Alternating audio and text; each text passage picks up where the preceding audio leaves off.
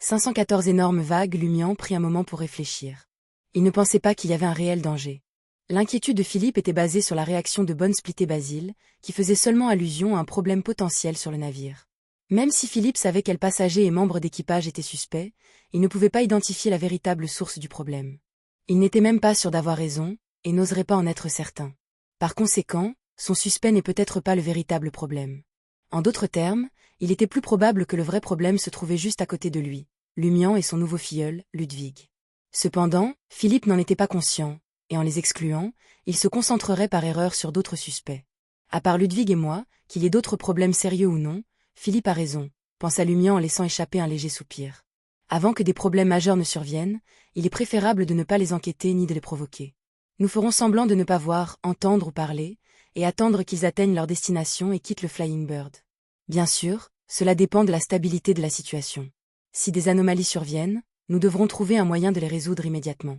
Parfois, faire semblant de ne pas voir les choses n'empêche pas qu'elles empirent. La catastrophe de Cordu en est un horrible rappel. Pensa Lumian et soupira doucement. Il se retourna et tendit la main, serrant brièvement celle de Philippe avec un sourire. Je suis heureux que nous soyons parvenus à un accord. Philippe poussa un soupir de soulagement, rétracta sa main droite et but sa bière au malt doré. Il craignait que quelqu'un comme Louis Berry, qui utilisait une fausse identité et était soupçonné d'être un criminel, soit têtu et aventureux. Il craignait que Louis n'écoute pas raison et insiste pour découvrir l'énorme problème qui effrayait la poulpe noire. Philippe n'éprouvait aucune sympathie pour quelqu'un qui risquait de mourir à cause de sa propre bêtise, mais il ne voulait pas qu'il mette en danger tout le monde. Heureusement, Louis Berry semblait être quelqu'un avec qui on pouvait raisonner. Tandis que Philippe vidait sa bière, il n'arrêtait pas de s'assurer. L'archipel de la mer de Brume n'était pas loin de la République. En fait, sa proximité était la raison pour laquelle Until avait choisi comme première colonie d'outre-mer. Le Flying Bird n'aurait pas besoin de s'arrêter dans d'autres ports pour se ravitailler au cours de son voyage, ce qui lui permettrait d'arriver directement. En supposant que le temps reste calme, le Flying Bird devra accoster à Farim, la capitale de l'archipel de la mer de Brouillard, le lendemain soir. S'il rencontrait du mauvais temps, il pourrait être amené à ralentir, à changer de cap ou à chercher refuge dans un autre port. Il pourrait arriver au plus tard après-demain à midi. Peut-être que ce problème gênant débarquerait à Port Farim. Même si quelque chose se préparait sous la surface, il n'éclaterait pas complètement en un jour ou deux. Endurer, et ce serait fini. Rassuré, Philippe, serrant dans ses bras son amant Gausia, se leva de son tabouret et quitta le bar animé. Lumian a continué à siroter son Lantiproof, apparemment imperturbable. Avec un sourire, il se tourna vers le barman, Francesco, et remarqua. J'ai entendu dire que de nombreux Phénapotriens ont le mal du pays. Même lorsqu'ils doivent partir travailler, ils rentrent souvent chez eux, écrivent des lettres ou envoient des télégrammes. Cependant, vous avez choisi de travailler à l'étranger, sur un navire qui rend difficile le contact avec le monde extérieur. Francesco leva la main et fit un geste. Bien que j'aime beaucoup ma famille, les familles comme la nôtre, avec des générations vivant ensemble, sont souvent confrontées à divers problèmes et conflits. Ma grand-mère, une femme sage, nous gère bien, mais cela peut être étouffant pour la jeune génération. Il y a trop d'aînés désireux de partager leurs expériences de vie. De plus, ma maison est à Port Santa. Le Flying Bird y accoste presque tous les mois. Donc, pour moi, ce travail est à la fois un travail et un retour à la maison. C'est exactement comme le livre qui décrivait les coutumes phénapotriennes. Les Phénapotriens aiment vivre dans des familles nombreuses s'étendant sur plusieurs générations. Et dans de telles familles, la femme la plus âgée qui a accouché devient la matriarche naturelle, contrôlant l'ensemble des affaires de la famille, que son mari soit ou non en vie. D'un point de vue religieux, une telle femme est considérée comme l'incarnation de la terre-mère au sein de la famille. Sa conversation avec le barman Francesco n'était pas uniquement destinée à la détente. Il avait deux objectifs. Premièrement, il voulait mieux comprendre les passagers à travers les yeux de Francesco. Sa destination finale était Port Santa, qui était à 5 ou 6 jours. Prêter attention aux différents détails de la vie à bord du Flying Bird était crucial. Deuxièmement, il souhaitait vérifier les informations contenues dans ses livres et mieux comprendre les coutumes locales du royaume phénapoté. Manquer des connaissances importantes pourrait l'amener à mal interpréter les situations à Port Santa. La nuit s'est déroulée paisiblement, à l'exception d'un enfant qui s'est réveillé 2 fois pour manger, les bruits de mastication rythmés perturbant à peine le sommeil de Lumian. Le doux balancement du navire et les vagues devant sa fenêtre créaient une atmosphère apaisante. Juste au moment où il pensait que le Flying Bird atteindrait en douceur Port Farim, la capitale de l'archipel de la mer de Brouillard, le soir, le temps a soudainement changé. La mer, auparavant voilée d'un mince brouillard, commença à bouillonner. Des vagues géantes, telles des montagnes imposantes, montaient et descendaient en succession rapide. L'oiseau volant se balançait de manière précaire sur les vagues, son air de puissance colossale remplacé par sa vulnérabilité.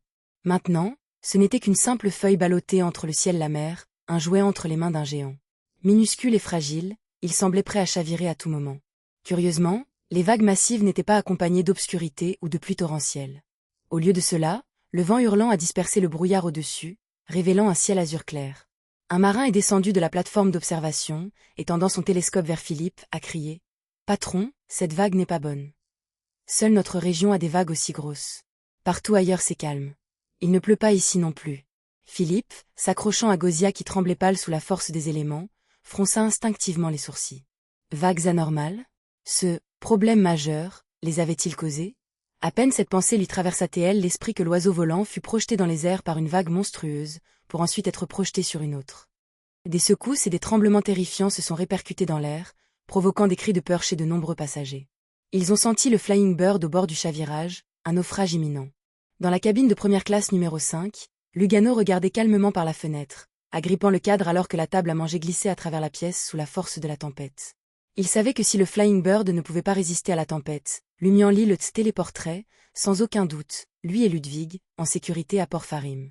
Lumian, regardant la mer Azur étrangement calme au-delà des vagues monstrueuses, sentit que quelque chose n'allait pas. Il n'a pas perdu de temps, récupérant les lunettes indiscrètes mystérieuses de son sac de voyageur, dans l'espoir de découvrir la cause cachée de ce désastre. Alors que les lunettes marron à monture dorée se posaient sur l'arête de son nez, un vertige familier l'envahit. Il vit se dérouler un montage chaotique de scènes autour de lui. Sur le pont, un raz-de-marée déferle, projetant Philippe. Agrippant désespérément une corde, il descendit rapidement avec Gausia. Il se plaça instinctivement au-dessous d'elle, protégeant son nouvel amant de la chute. Il atterrit avec un bruit sourd, la corde lui brûlant une entaille dans la paume, faisant couler du sang. Le chaos régnait dans la salle à manger alors que les assiettes, les couteaux et les fourchettes volaient dans les airs, les clients ont été jetés partout. Dans une pièce, la silhouette floue d'une femme assise près de la fenêtre sanglotait de manière incontrôlable. La chaufferie était une scène de désarroi, du charbon éparpillé jonchait le sol. En dessous rampait une horrible horde de créatures ressemblant à des coquillages. Et sous la surface azurée d'un calme trompeur, un poisson particulier à regarder l'oiseau volant assiégé. Sa taille rivalisait avec celle d'un requin, son corps gris-noir dépourvu d'écailles, remplacé par de nombreuses boulettes de viande palpitantes. Ces orbes étranges scintillaient d'une faible lumière stellaire interconnectée, formant des symboles énigmatiques. Il arborait une paire d'yeux de chaque côté de sa tête et sa gueule béante était aussi pointue qu'un mât de drapeau. Autour de cet étrange poisson et de nombreux poissons similaires semblaient former un banc.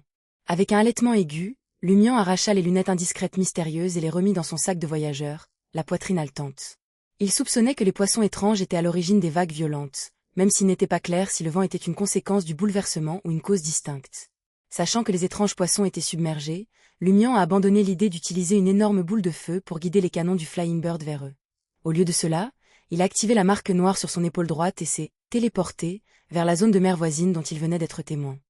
Ce faisant, il récupéra la flûte en os noirci ornée de trous rouges foncés. Symphonie de la haine du général Philippe. Lumian s'est matérialisé dans les airs, et en descendant, a porté la flûte en os à ses lèvres. Il avait appris la flûte auprès des bergers pendant son séjour à Cordu, et au cours des derniers jours, il avait assidûment pratiqué et affiné ses compétences. Maintenant, il commença à jouer un air mélodieux, rempli d'un désir de rentrer chez lui. C'était une mélodie préférée parmi les bergers errants. Les explosions sourdes des boules de feu ont brassé l'eau, ralentissant la descente de Lumian. Mais au milieu de sa mélodie, un nouvel air, qui semblait émaner des profondeurs du destin lui-même, transperça l'eau de mer et atteignit les oreilles des étranges poissons et de leurs semblables. Soudain, l'étrange poisson se figea. Une vague semblable à une montagne est descendue, mais aucune nouvelle n'a suivi. Boum, boum, boum.